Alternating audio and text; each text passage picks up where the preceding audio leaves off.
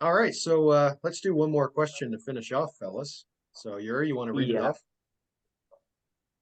Yeah, so the last question for today is thoughts on chasing the pump for natties. All right, So I'm going to You go take this one first. wants first. to- I'm going to go last. I'm All going right. to go last. I'll start it off. I'm actually a big fan, and I think I've come around on this one. I think when I first started lifting when I was in high school, I think I kind of intuitively chased the pump, like it was just a good feeling. You knew you took your set hard enough where you get like this really nasty burn. But then maybe as the years went by and I started sandbagging certain exercises as I was training on and off, you can fall into a trap where you use any pump to say it's good enough. There's a big difference between just like feeling a little bit of a burn in the muscle or like so intense that like you're just gonna like, you look like your face is gonna explode like a cherry tomato and you're like, like that's the kind of pump chasing that I think is really good. So for example, when I go to the gym these days, I do two types of curls for my biceps. I do barbell curls and I do easy bar curls. And I'm a little bit heavier on the barbell curls. And I think of it more a little bit more of a strength exercise, like more like 10, 15 reps. For me, that's heavy enough to call a strength training because my definition's different than other people's. So I'm not thinking about the pump. I'm just trying to lift that weight as strict as I can and as heavy as I can. But then later in the workout, when I do the easy bar curl, it's like super slow, super strict, with the close grip. And I get an immaculate, juicy pump in that. And by the time I get to like 20 reps or 18 reps, doing those slow, full range of motion, controlled reps, it's like my biceps are going to explode. It's like one of the greatest feelings in the world. So I'm a big fan of it. With the right rep range and the right weight, you can get a pump in any muscle. So don't be content with like a light burn and call that a pump. It should be like, yeah, it should be like you're going to explode. Then it's quality pump chasing. I don't think it makes a big difference between a natty or enhanced. That's actually my hot take. I don't think pump chasing makes a difference for natty versus enhanced. I think it's just a general sense where PEDs give you more effect from training, whatever that exactly means. Well, you're going to get more effect out of any program if you're on PEDs. So I don't think the pump is unique in that sense. All right, Protein Man, what do you think? Or Croissant? No. Leave it to Okay. Yeah, okay. Croissant. I want him to make the take, and then I can give my opinion. Okay, I was about to disagree with Davin, but then he says something that I agree with, that with the right weight and the right rep range. So that's very important because you can have get a big pump with totally irrelevant weight. You can do set Body of weight squats, right? yeah, you can get a super nice pump, but probably the stimulus is not going to be very great. So I can agree with that you don't want to chase the pump just to chase the pump, but have everything in order, like the right weight, the right rep range, and with that in order, then the pump it can be more relevant. It's not the most important part, but then it means something. Then the pump it's have a meaning that you're doing things correctly. You're not just the pump just for the sake of it. That's something I agree actually. Again, you can progress without a pump, but if you get one and while doing everything correctly, that's a great indicator for me. Right. That's Now pretty I'm going much to go it. full. Now I'm going to go full Dr. Mike on your asses. So for me at least, the pump is a way of growing muscle. I always like to look at paths or roads that lead to muscle growth, and their paths are going to allow you to get there quicker, right? And paths are going to take longer, right? Progressive overload is the number one thing, right?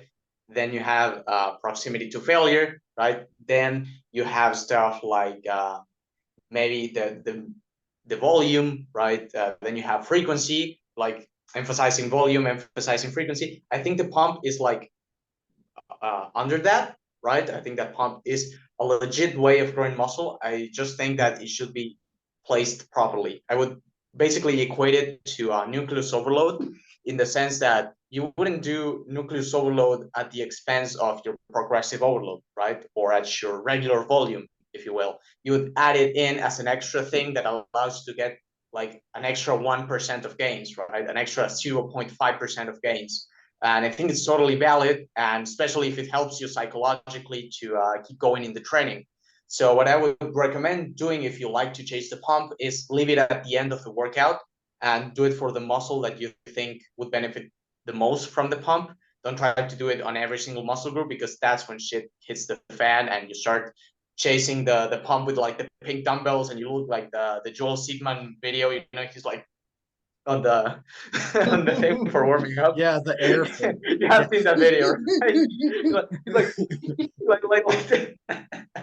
right? Instead of looking like that, you know, you do your stuff, do your compounds, your isolations, really to failure, focus on that. And then if it doesn't impact your recovery and if you want to, you can grab like a way you can do for 30 reps, 35, and start hammering the shit out of it. Do cluster sets if you want, like do even like, you can grab a way you can do for 20 reps and do like a rep goal set of like 60 or even 100 if you want to. I'm not against that if it is a safe isolation movement, right?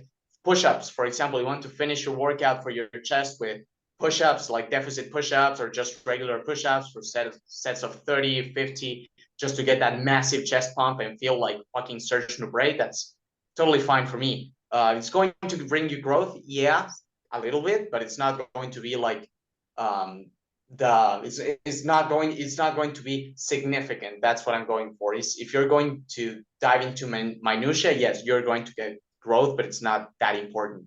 I think that the pump has a greater benefit, not so much for hypertrophy directly, but more towards tendon health. I think that the pump for natties should be focused more towards that side, more resilient tendons. Like, for example, I have never had shoulder issues or chest tendon issues ever. And that is because I have done super high rep push-ups in lockdown, right?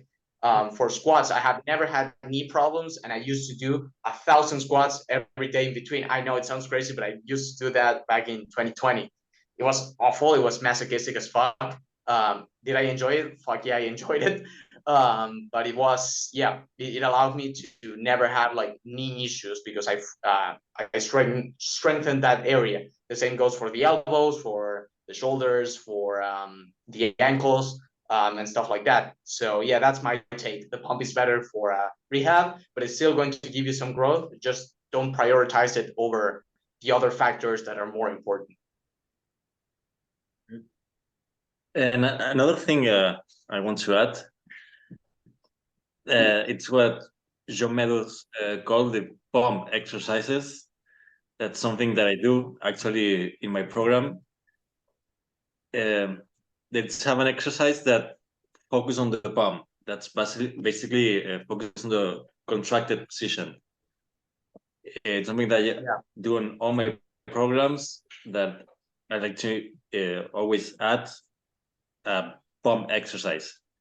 For example, for chest, you would do a compound exercise, a pump exercise, and a stretch exercise.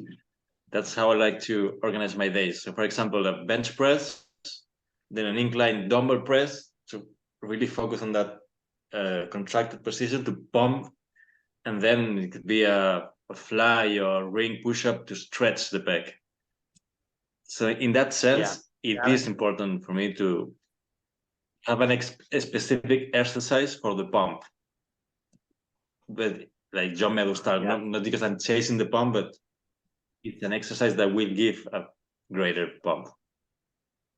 Yeah, I actually talked about that in, do you remember like my weighted stretch video that I made, like the whole like thingy, you know, like I had even studies and it was all cute and tidy, you know.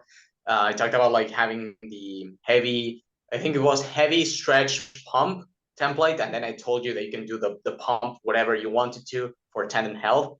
I think there's value in having the pump exercise to complement the stretch exercise to feed into the stretch exercise, if that makes sense, right?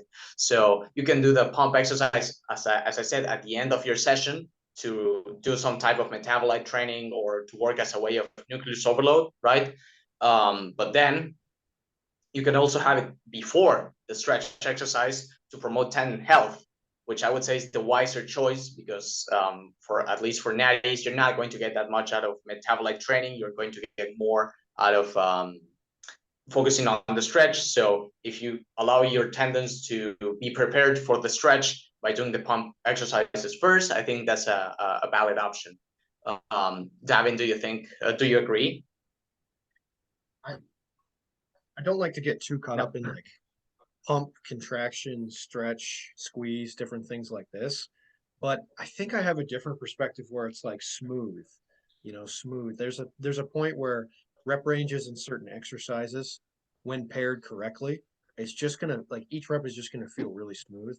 So when I had mentioned that I do barbell curls, kind of heavy, more strength focused, it doesn't hurt my joints, but it doesn't feel that smooth. Like each one's kind of heavy. Every rep, even though it's up to like maybe 15 reps, they feel heavy and hard and kind of rough to stabilize. Like I'm really like bracing everything. But when I get to that easy bar curl, it's like every rep is like very like smooth, continuous motion. And there's something about like maybe the higher reps or certain ranges of motion, certain angles that you kind of get locked in. You're like, wow, I love how smooth this feels. And then you just go to the point where it's like exhaustion. You get that crazy pump, that crazy burn. And so I think there's a benefit in having like a heavy hitter and then like a smooth accessory. And does that mean like really low reps versus really high? Not necessarily, but get that one that's like really rough on your body to stabilize with the heavier weight, and then get that one that is just like smooth, crazy burn, but maybe a little bit easier to recover from. And then every rep, it's not that you can't do it, it hurts to do it because of the muscle burn. Like I want that to be the limiting factor by the last couple reps. It's like, come on, don't give up. Tom Platt's going, you got 5 more. We need to You can't do that with like heavy sets of 5, right?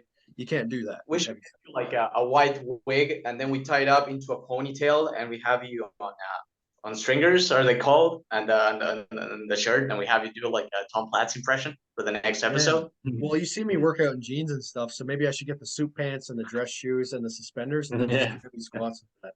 What does Bald Omni-Man call it? Like flannel maxing? That's right, flannel maxing. Yeah.